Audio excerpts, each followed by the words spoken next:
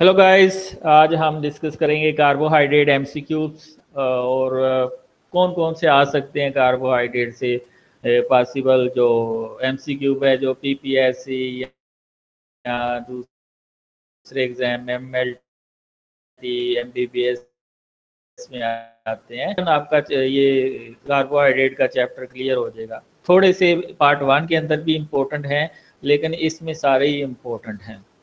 तो milk sugar जो है वो कौन सी है? लैक्टोज है। आपको पता ही है जितने भी मिल्क हैं उसमें 4.5 से 5% तक एक शुगर होती है जिसको हम लैक्टोज कहते हैं। और लैक्टोज एक डाइसैकेराइड है जो ग्लूकोज और गलैक्टोज से मिलके बना होता है और ये रिड्यूसिंग शुगर है। Glucose and galactose are the epimer. They differ structurally in the orientation of H and OH group on carbon number 4. एपिमरिज्म में होता क्या है कि ऐसे मोनोसैकेराइड जिनका मालिकुलर फार्मूला सेम होता है लेकिन they differ from each other by the orientation of H and OH group on any chiral carbon atom. Chiral carbon वो होता है जिसके ऊपर 4 डिफरेंट ग्रुप्स अटैच होते हैं। कायरल कार्बन कौन सा होता है? जिसके ऊपर 4 डिफरेंट ग्रुप्स। तो पहले कार्बन और आखिरी कार्बन को छोड़ के बकाया सारे कायरल होते हैं। तो अगर उसमें पोजीशन चेंज होती है तो ग्लूकोज दूसरे मोनोसैकेराइड में चेंज हो जाएगा। मसलन अगर ग्लूकोज के 4th कार्बन पे आप चेंज लेके आते हैं तो ग्लूकोज गलैक्टोज में चेंज हो जाता है। ग्लूकोज किस में चेंज हो जाता है? गलैक्टोज। और अगर 2nd कार्बन पे चेंज करते हैं तो वो ग्लूकोज मैनोज में चेंज हो जाएगा। Cane sugar is sucrose. तो सुक्रोज शुगर कैन के अंदर सबसे ज़्यादा पाई जाती है, जैसे चीनी बनती है। तो इसीलिए शुगर कैन को ये सुक्रोज को हम टेबल शुगर भी कहते हैं, कैन शुगर भी कहते हैं, इनवर्ट शुगर भी कहते हैं। तो इसके कई ज़्यादा नाम हैं। Which of the following is not a reducing sugar? Sucrose. Sucrose का क्योंकि अंदर 2 मोनोसैकेराइड होते हैं, एक ग्लूकोज का और दूसरा फ्रक्टोज का।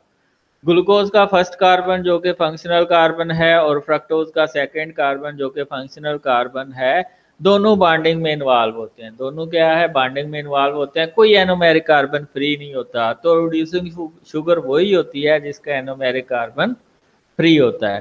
तो ये सुक्रोज है, इसका एनोमेरिक कार्बन फ्री नहीं है, बकाया सबका फ्री है, तो ये नॉन रिड्यूसिंग शुगर है। Alpha D glucose and beta D glucose are related by anomerism. ठीक है, एनोमरिज्म में ये अल्फा और अल्फा बीटा में अगर 1st कार्बन के ऊपर अगर एल्डिहाइड है तो 1st कार्बन के ऊपर H एंड OH की पोजीशन चेंज होती है, अल्फा बीटा में चेंज हो जाती है और बीटा अल्फा में चेंज हो जाती है। तो एनोमर्स हैं ये। लेकिन अगर ये सोल्यूशन के अंदर होते हैं अल्फा और बीटा तो इसको हम म्यूटो रोटेशन कहते हैं। इसको हम क्या कहते हैं? Mutarotation. Stable ring formation in D glucose involve. इसमें क्योंकि एल्डिहाइड है ग्लूकोज तो इसमें कार्बन नंबर 1 जो कि फंक्शनल कार्बन होता है और 2nd लास्ट कार्बन का हाइड्रोक्सिल ग्रुप, ये बॉन्डिंग में इन्वॉल्व होते हैं।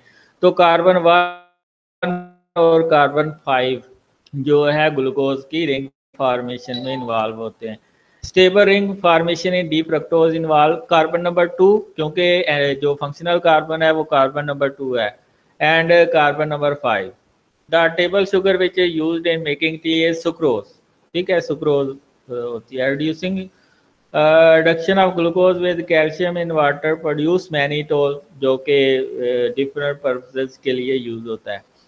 Starch and glycogen are the polymer of alpha D glucose. दोनों में अल्फा 1,4 और अल्फा 1,6 ग्लाइकोसिडिक लिंकेज होती है। स्टार्च प्लांट का स्टोरेज कार्बोहाइड्रेट है और ग्लाइकोजन एनिमल का स्टोरेज कार्बोहाइड्रेट है। स्टार्च प्लांट के स्टोरेज रीजन में होती है और which of the following is not polymer of glucose? Inulin. Inulin जो है ये फ्रक्टोज का पॉलीमर है, ये ग्लूकोज का पॉलीमर नहीं है। Invert sugar is hydrolytic product of sucrose. तो सुक्रोज को हम इनवर्ट शुगर भी कहते हैं, लेकिन इसमें से अगर हाइड्रोलिटिक प्रोडक्ट ऑफ सुक्रोज आ रहे तो इसको हम इनवर्ट शुगर इसको क्यों कहते हैं? हाइड्रोलिसिस से पहले ये डी फॉर्म यानी कि डेक्स्ट्रो रोटेटरी फॉर्म में होती है, लेकिन जब ये ग्लूकोज और फ्रक्टोज में चेंज हो जाती है तो फिर ये लिवो रोटेशन शो करती है। तो पहले डी फिर एल, तो इसने इन्वर्शन कर लिया है तो इसलिए इसको हम इन्वर्ट शुगर कहते हैं। The carbohydrate reserve in human body is glycogen जो कि लीवर और स्केलेटन टिश्यूज के अंदर होती है। A disaccharide linked by alpha 1,4 glycosidic linkage is maltose. Maltose में alpha 1,4 glycosidic linkage होती है. लैक्टोज के अंदर बीटा 1,4 होती है. सुक्रोज के अंदर अल्फा 1 बीटा 2 ग्लाइकोसिडिक लिंकेज होती है. सेलुलोज के अंदर बीटा 1,4 होती है. सेलोबायोज के अंदर भी बीटा 1,4 ग्लाइकोसिडिक लिंकेज. तो a polymeric unit of starch which has a branch structure is amylopectin. Starch के अंदर दो यूनिट होते हैं, माइलोस जिसमें सिर्फ अल्फा 1,4 ग्लाइकोसिडिक लिंकेज होती है और वो स्ट्रेट चेन स्ट्रक्चर बनाता है. और कौन सा स्ट्रक्चर बनाता है? Straight chain. लेकिन माइलोपेक्टिन के अंदर अल्फा 1,4 और जहां से ब्रांच आनी होती है वहां पे अल्फा 1,6 ग्लाइकोसिडिक लिंकेज भी होती है. The repeating unit in hyaluronic acid, तो इसमें डी ग्लूकोर्निक एसिड और एन एसिटाइल ग्लूकोसामीन होता है. D glucuronic acid and N acetyl glucosamine मौजूद होते हैं. ये इसकी कंपोजिशन है हाइलोरोनिक एसिड. और अगर इसका फंक्शन आ जाए तो ये लुब्रिकेंट के तौर पर वर्क करता है और शॉक अब्जॉर्बर के तौर पर काम करता है. The repeating disaccharide unit is cellulose is cellobiose, जिसके अंदर बीटा 1,4 ग्लाइकोसिडिक लिंकेज होती है. Inversion is related to sucrose. Sucrose जो है हाइड्रोलिसिस से पहले डी फॉर्म में होती है, हाइड्रोलिसिस के बाद एल फॉर्म में आ जाती है. Seliwanoff test is positive by fructose. Fructose ketonic sugar के लिए सैलिवान ऑफ टेस्ट पॉजिटिव आता है, एल्डोजिक शुगर के लिए नहीं आता. तो कीटोनिक शुगर इधर एक ही है, fructose. The sugar residue of mileage, इसके अंदर सिर्फ जो माइलेज है वो अल्फा 1,4 ग्लाइकोसिडिक लिंकेज को ब्रेक करता है. स्टार्च की ब्रेकेज भी अल्फा 1,4 की लिंकेज की होती है और ग्लाइकोजन की भी. Music acid is produced by the oxidation of lactose. की एक्सीडेशन होती है एसिड की मौजूदगी में या किसी और चीज, तो म्यूसिक एसिड बनता है ग्लैक्टोज की जब एक्सीडेशन होती है. स्पर्मेटोजोआ कहाँ से एनर्जी लेते हैं, किस शुगर से लेते हैं? वो फ्रक्टोज से एनर्जी लेते हैं. तो स्पर्मेटोजोआ में ग्लूकोज भी जो है वो फ्रक्टोज में कन्वर्ट हो जाता है. Match of the following acid catalyse dehydration of pentoses for purer ring produce करेंगे. ठीक है, अगर हेक्सोजेस होते तो हाइड्रोक्सी मिथाइल फॉरफिर रिंग होती. तो एक कॉन्स्टिट्यूएंट ऑफ हेट्रोपोलीसैकेराइड ऑफ कार्टिलेज, इसमें ये ग्लैक्टोसामीन होता है. ठीक है, ये डेरिवेटिव ऑफ न्यूरामिनिक एसिड, इसको हम सियालिक एसिड भी कहते हैं. न्यूरामिक एसिड को हम सियालिक एसिड भी कहते हैं. Mild alkaline treatment of glucose produce करती है, फ्रक्टोज भी कर सकती है और मैनोज भी प्रोड्यूस कर सकती है. माइलोपेक्टिन के अंदर दो लिंकेजेस होती हैं, अल्फा 1,4 एंड अल्फा 1,6 ग्लाइकोसिडिक. दोनों लिंकेजेस इसके अंदर पाई जाती हैं.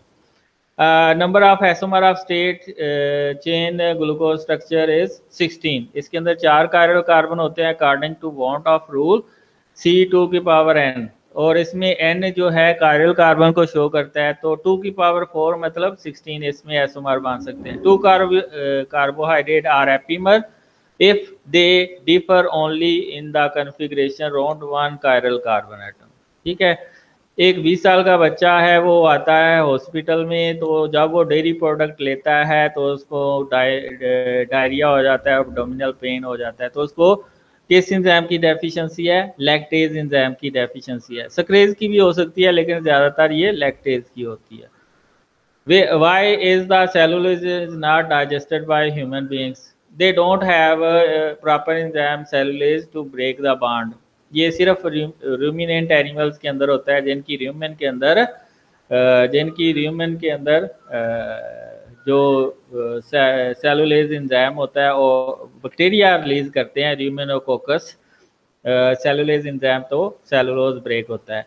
all are glycosaminoglycan uronic acid except chitin. Chiton के अंदर सिर्फ N-एसिटाइल ग्लूकोसामीन होता है. काइटन के अंदर सिर्फ और सिर्फ N-एसिटाइल ग्लूकोसामीन होता है. In branching point in amylopectin after is 24 to 30 residue of glucose. Beta 1,4 glycosidic bond is present in cellobiose. The basic structure of cell wall of gram positive bacteria consists of peptidoglycan. और अगर negative का होता तो वो mucopolysaccharide की बनी होती है। Which sugar is utilize in the hypovolemic shock? Dextrin. क्यों? क्योंकि इसका ऑस्मोटिक प्रेशर कम होता है, डिसइंटीग्रेशन रेट लो होता है ब्लड के अंदर। एक 20 साल यंग बॉय है और उसका सीवियर बर्न्स हो गया है और उसको ब्लड की डेफिशिएंसी हो गई है, तो उसको डेक्सट्रेन देंगे। तो ये है आपके कार्बोहाइड्रेट के एमसीक्यू, तो ये आप अच्छी तरह से तैयार कर लें।